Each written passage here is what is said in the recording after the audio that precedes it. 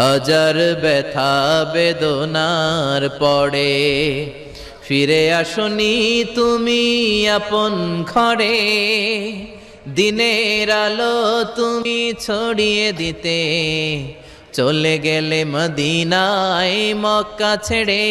হে রাসূল তোমাকে ভুলি আমি কেমন করে, হে রাসূল তোমাকে ভুলি আমি কেমন করে,